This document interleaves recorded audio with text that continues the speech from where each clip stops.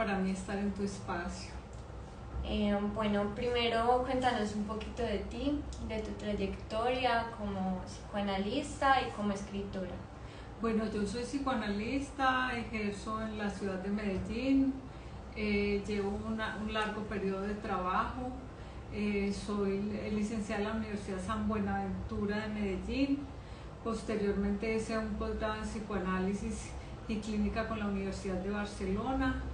Todo este tiempo, desde que terminé la carrera, ejerzo en consulta y he sido también docente universitaria. Les puedo decir también que soy una amante de la lectura, de la vida contemplativa, de los animales y siempre muy atenta al acontecer psíquico y cultural, digamos, ya del mundo. Bueno, cuéntanos en qué momento empezaste a escribir, de dónde partió la inspiración. Bueno, realmente yo empecé a escribir muy joven, empecé a escribir más o menos cuando tenía 30, 32 años más o menos. Escribí mis primeros cuentos y eso venía desde mucho antes, casi desde que tenía 15 años. Siempre estaba leyendo poesía, leyendo cuentos, leyendo literatura y tenía escritos. Es muy bello cómo nace el libro El velo al instante. El velo al instante es un libro de largo aliento, porque es un libro que es construido de unas temáticas de las que han transcurrido desde casi que mucha parte de la vida. Entonces, ¿qué pasaba? Yo iba escribiendo poemas y los iba poniendo en el nochero. Yo iba y fui acumulando escritos y siempre que me trasteaba, siempre que iba a alguna parte, digamos, esos escritos era lo primero que me acompañaba. O sea, siempre había un manuscrito que estaba ahí y de pronto yo releí el trabajo y sentí la necesidad de que era hora de publicarlo. Entonces hice una selección del trabajo y ahí es cuando aparece El velo al instante, que es reciente, su edición más su trabajo es de largo aliento. ¿Y qué nos puedes decir de la portada del velo del instante? La portada del velo al instante es eso, es la simpleza de esos momentos en el que a veces nos posamos sobre ciertas realidades, a veces muy áridas, a veces dolorosas, a veces felices, pero de gran belleza, que nos llevan digamos, a una expresión de simpleza, como es una mariposa cuando se posa en una ramita, así la rama no tenga hojas. ¿Qué significa para ti la mariposa? La mariposa para mí, como decían los griegos, es el alma, es la levedad del alma. De hecho, en el cuento de relatos, que ahorita de pronto vamos a hablar de ellos, hay un cuento que se llama El oso y la mariposa, y es un cuento que habla de una mariposa y lo leve que es. La mariposa es un ser de instante, es un ser que dura un instante, pero a su vez es un ser de tanta belleza y de tanta trayectoria en ese instante, que digamos que es de corto y largo aliento, en tanto lo que marca. ¿Y cómo fue el proceso con la editorial? ¿Por qué Vázquez?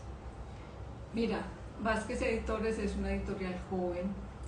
Yo preferí que fuera una editorial joven porque estas es un grupo de muchachos que tienen todo el altruismo por editar, digamos, libros cosidos a mano, de partadura, tienen todo el misticismo en el trabajo y que aún conservan entre los escritores el uno por uno.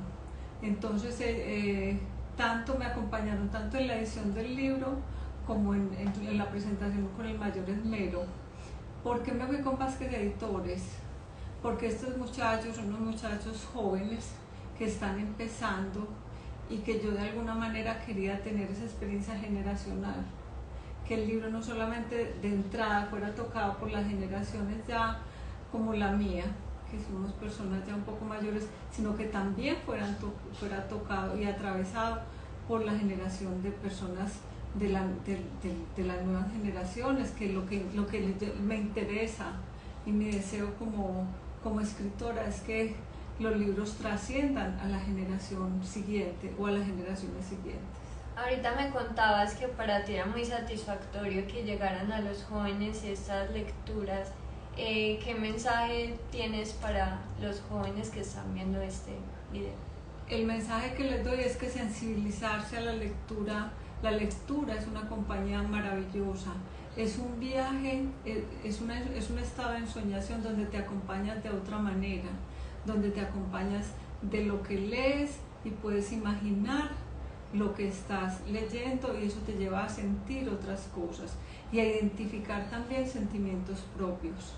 Entonces, en ese sentido, es que la lectura tiene un gran, digamos, valor para el hombre, para el ser humano. Yo no creo que solamente para las generaciones jóvenes, para todos, históricamente y ancestralmente, la lectura ha sido muy importante para el ser humano, porque nos lleva a una capacidad de reflexión, a una capacidad de disfrute, a una capacidad de compañía.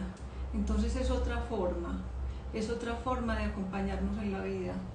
Como escritora, ¿qué te llevó a pasar de la poesía a los cuentos, o de los ensayos a los cuentos y la poesía, o posiblemente a las novelas? Bueno, cuando uno es escritor, eso es como un deseo que está ahí plasmado, es un deseo que está puesto, y cuando uno empieza a escribir, y sobre todo a editar y a publicar, empiezan a pasar muchas cosas. Digamos que para mí siempre ha sido concomitante la escritura del ensayo, la escritura de la poesía y la escritura del cuento. Les comento, por ejemplo, uno de los cuentos de Huellas de Espera, que es el libro que ya se lanzó en otra parte la semana pasada. Este libro tiene una columna vertebral que es uno de los cuentos que es sobre un oso y una mariposa precisamente. Ese cuento es un cuento que tiene más de 30 años. Y yo decía, este cuento no se puede quedar sin publicar. Entonces digamos que la columna vertebral para que apareciera el libro, a partir pues de que además hay otras experiencias posteriores que me parecieron que era muy importante que se volvieran también relatos, fue la necesidad de que ese cuento existiera. ¿Tus cuentos tienen algún sentido biográfico o alguna experiencia vital tuya impresa? Todo el trabajo. Yo pienso que un escritor siempre deja algo de sí en sus relatos y en sus cuentos y en sus poemas. Siempre hay algo de sí. O sea, cuando uno se sensibiliza a escribir sobre un tema es porque lo siente. Entonces, digamos que yo diría que todos. Así, por ejemplo, en los relatos, en los cuentos, hay situaciones, digamos que pueden ser la situación del oso y la mariposa, es una situación donde este par de personajes se ven evocados a un encuentro absurdo, porque una mariposa encontrarse en el Polo Norte con un oso, pues absurdo, pero desde ahí se desprende una cantidad de encuentros entre estos dos seres que de alguna manera revelan cierto sentido de realidad. Y en otros cuentos, por ejemplo, hay lecturas de situaciones sociales que me he visto en la necesidad de tramitar por la escritura porque me parecen demasiado dolorosas. Pero en el libro de cuentos, ¿qué particularidad tiene? Que está recubierta por cierto matiz del bien decir, del cierto matiz poético, que hacen que estas realidades puedan ser leídas de una manera más amable. Nos estabas diciendo que de pronto los cuentos no tienen un orden cronológico, sino la libertad de leerlos según la relevancia de las partes. ¿De dónde salió esa idea? No es una idea intencional. La misma forma de trabajo llevó a eso. O sea, la misma forma es como cuando tú haces una escultura que ella queda como es y se va organizando poquito a poco como va quedando, y no hay, o sea, sí hay una división. El libro tiene dos orillas. Una orilla es la comedia y la tragedia humana, y la otra orilla son los animales, la lectura que se puede hacer de la forma como los animales se conectan y cómo los animales resuelven sus situaciones. Entonces, así en esas dos orillas hay algo que los separa, en medio de las dos orillas, que es el lenguaje de lo humano. Entonces, digamos que esa sería como la intención, o sea, cualquier cuento que tú leas es sumamente refrescante y te ubicas ahí mismo te ubicas, estás hablando de animales, es un diálogo entre animales o es una situación humana de diferentes índoles como están planteados en los cuentos. Entonces, los animales irían guiados por el instinto y los humanos por el lenguaje. Sí, guiados por el instinto y los humanos. Pero de los animales se podría aprender el sentido que ellos le dan, ¿no? A las experiencias. Y yo pienso que de los animales y la naturaleza se puede aprender mucho. Observar la naturaleza es muy importante porque la naturaleza tiene un orden sin ningún prejuicio. Su única, digamos, su norte es mantener la vida y es solucionar las cosas de la mejor manera. Por ejemplo, entre las especies se suscitan encuentros, entonces en esos encuentros pasan cosas y esas cosas que pasan nos enseñan acerca de cómo convivir. Por ejemplo, hay un encuentro en uno de los cuentos entre un pájaro carpintero y un jaguar.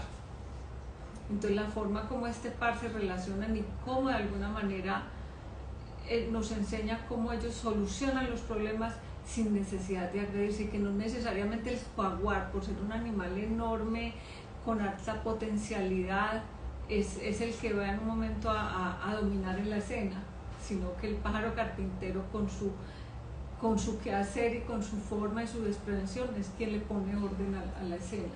Entonces en ese sentido es muy interesante. ¿Y qué impacto crees que tienen tus escritos en el contexto colombiano? En el contexto colombiano creo que mucho. Digamos que lo que tiene que ver con los animales es universal. Es universal porque es que los animales están en el mundo entero y todos conocemos un oso y todos sabemos cómo es una mariposa y todos sabemos quién es un pájaro carpintero, quién es un felino. ¿Sí?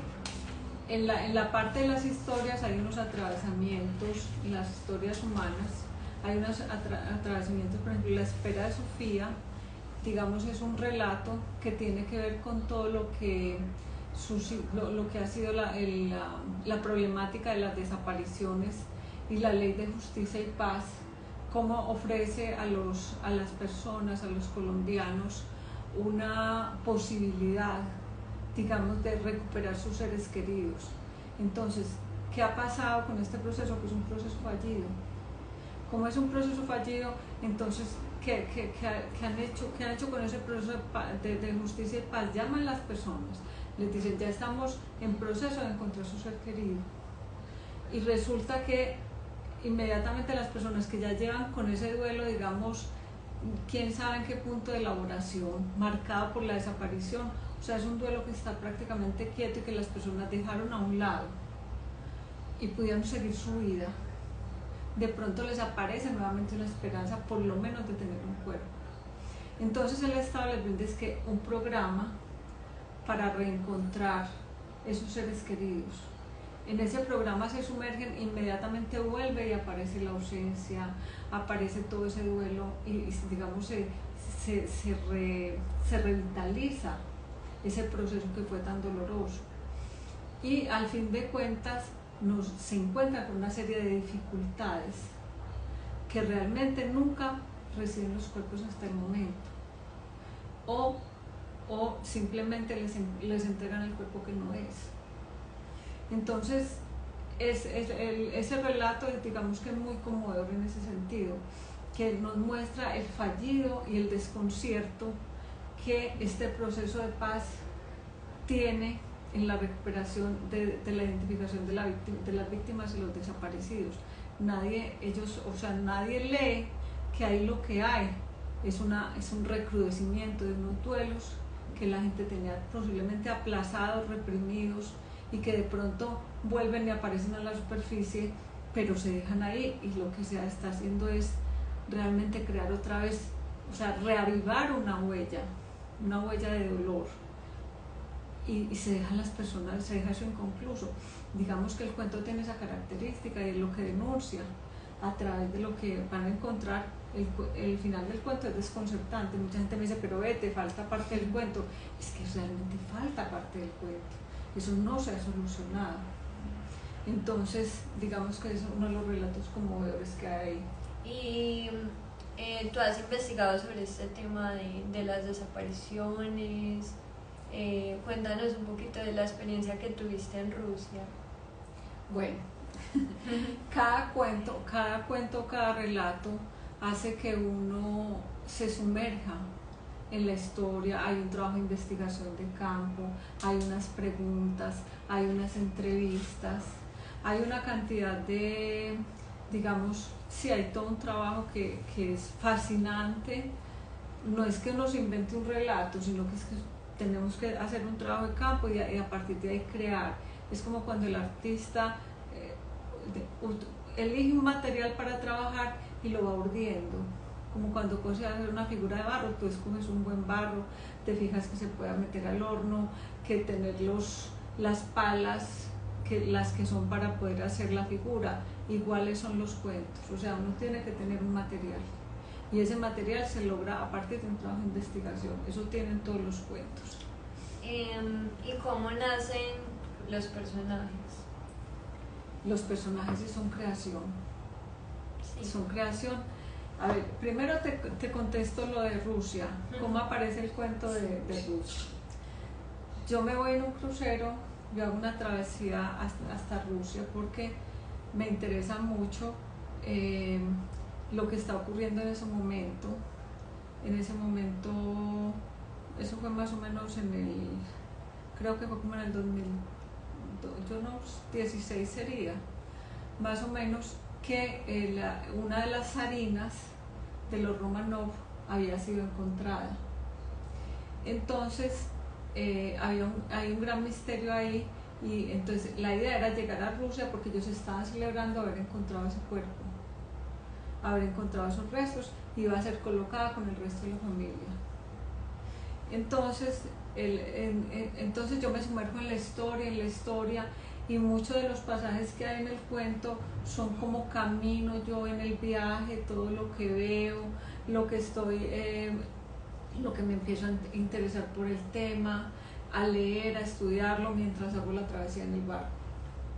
Entonces, al llegar a Rusia me encuentro pues con lo de la zarina, pero mi primera pregunta es, ¿pero por qué estos restos se encuentran mucho después a cuando se encontró la fosa común de toda la familia Romanov?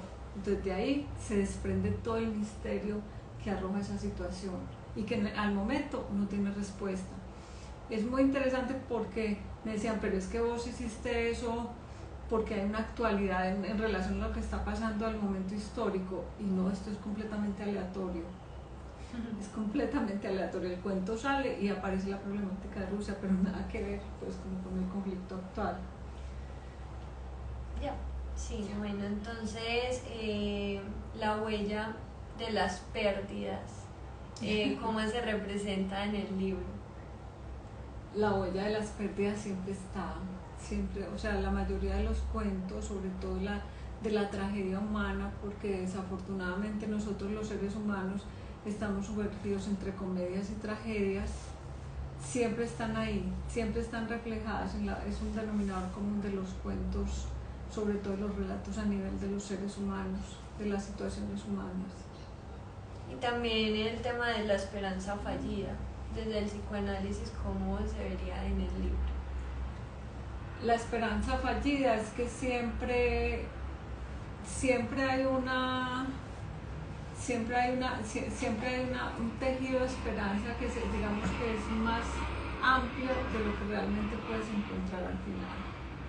Siempre como que la esperanza tiende a imaginarse, se tiende a imaginar que es mayor, o sea, la esperanza crece, y muchas veces lo que tú has creado como una esperanza de encontrar algo no sucede, entonces se transforma en un fallido, como el caso de las desapariciones, como el caso de la dificultad de elaborar un duelo, y que estamos en una época donde digamos todo lo que ha pasado con la pandemia, todo esto nos ha sumergido en un momento de mucha pérdida.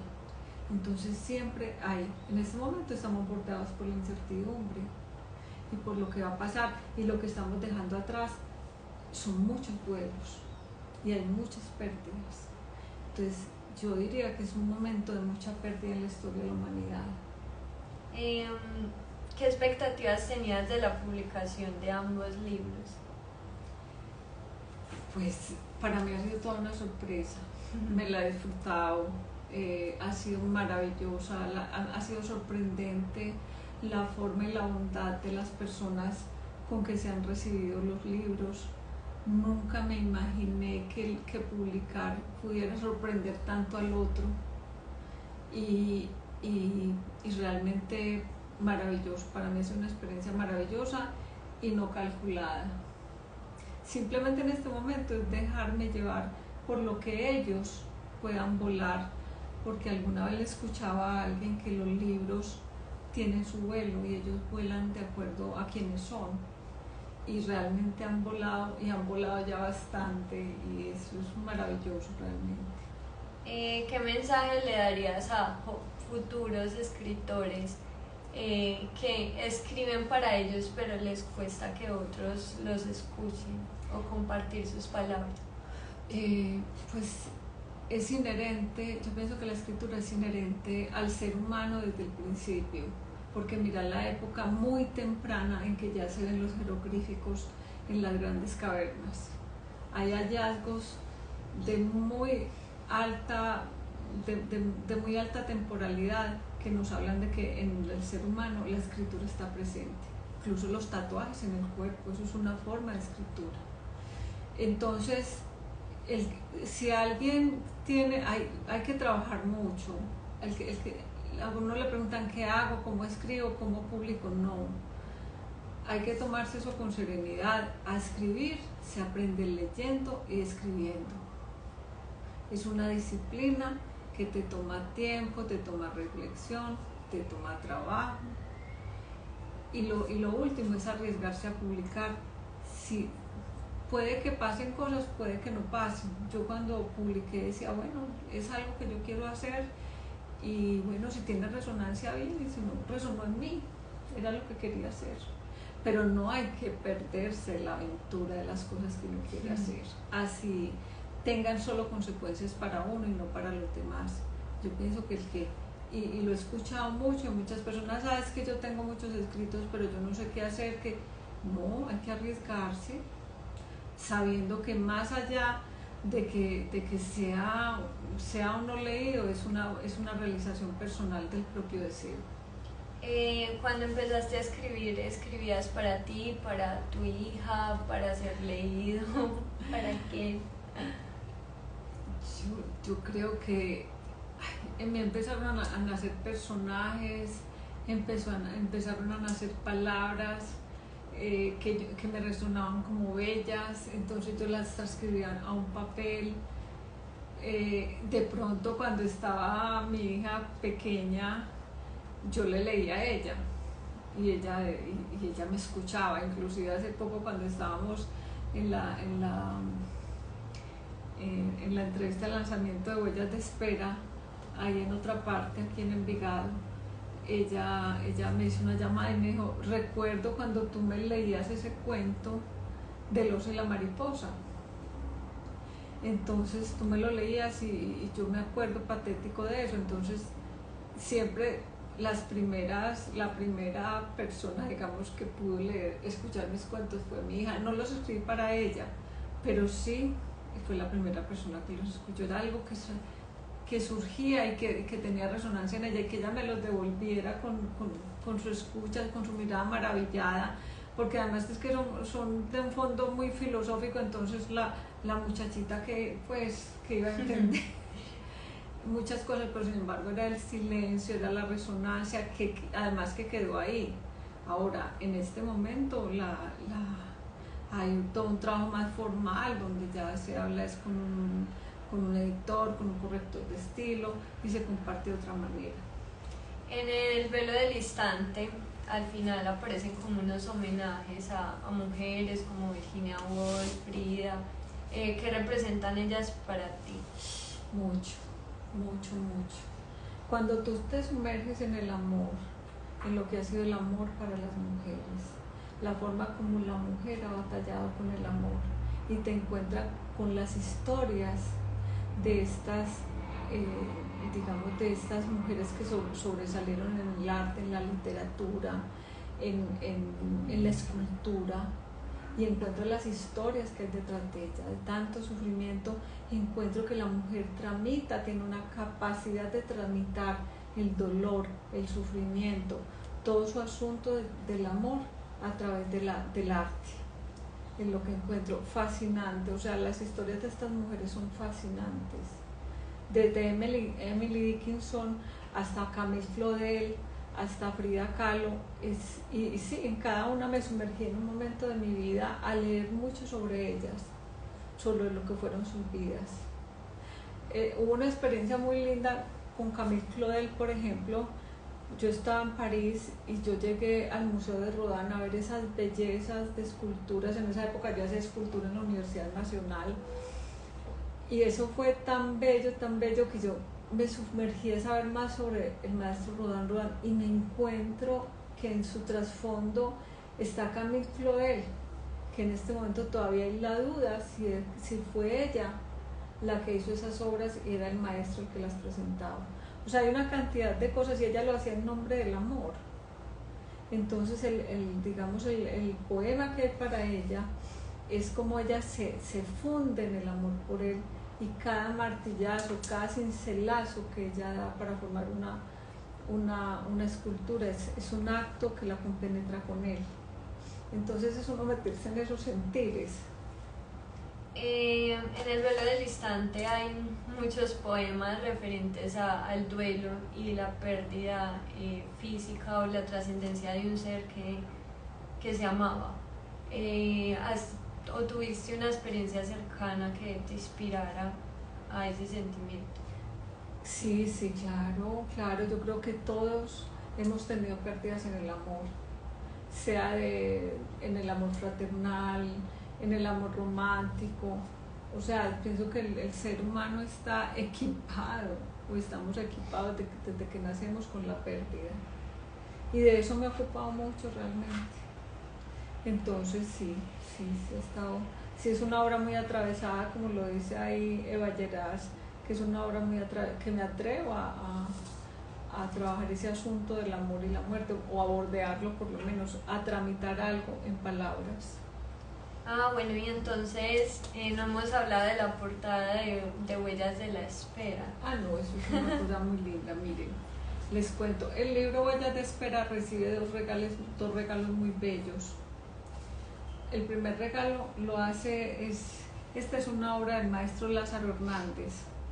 Ese cuadro lo tengo yo en mi casa, y yo cuando el editor y yo veíamos ese cuadro en la casa, porque hablábamos todo el tiempo para poder publicar el libro, me decía, pero es que este es perfecto para la portada. Y entonces yo dije, eso tiene unos derechos para la utilización de la imagen, y yo entonces dije, bueno, voy a escribirle al maestro a ver si él me da los derechos de imagen.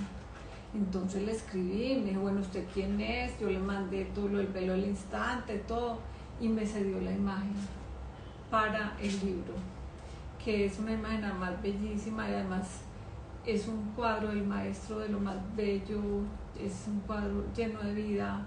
Además, este hombre es una persona bondadosa, pues es un artista impresionante. El otro regalo que tiene el libro me lo da el maestro escritor Franco Romano en la introducción del libro.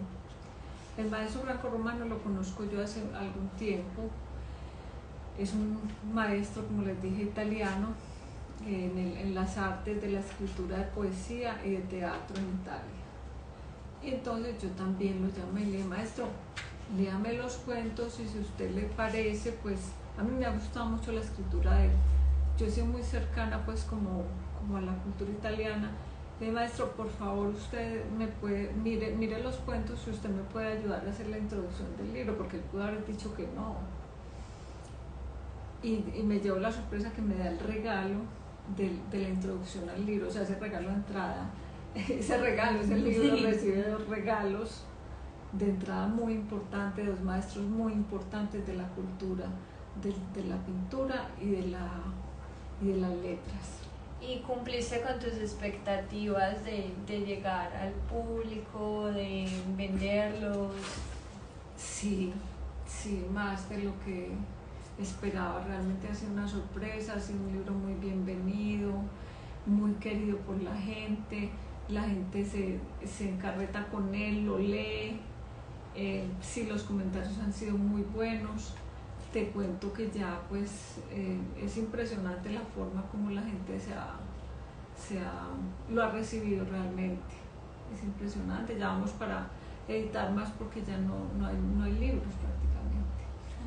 Entonces ha sido una sorpresa porque este libro tiene 2 meses apenas publicado. Además que tuvo todo el atravesamiento de la pandemia. Porque, o sea, empezó la pandemia, ya el libro estaba listo, como les dije, yo estoy recopilando trabajos que ya tengo hechos, por eso la velocidad de publicación entre uno y otro, pero nos coge la pandemia y nos quedamos sin papel, la editorial. Y vienen los paros, y viene toda la confusión del 2021, y finalmente se logra la publicación del libro. Solamente hace 2 meses lo pude tener en mis manos.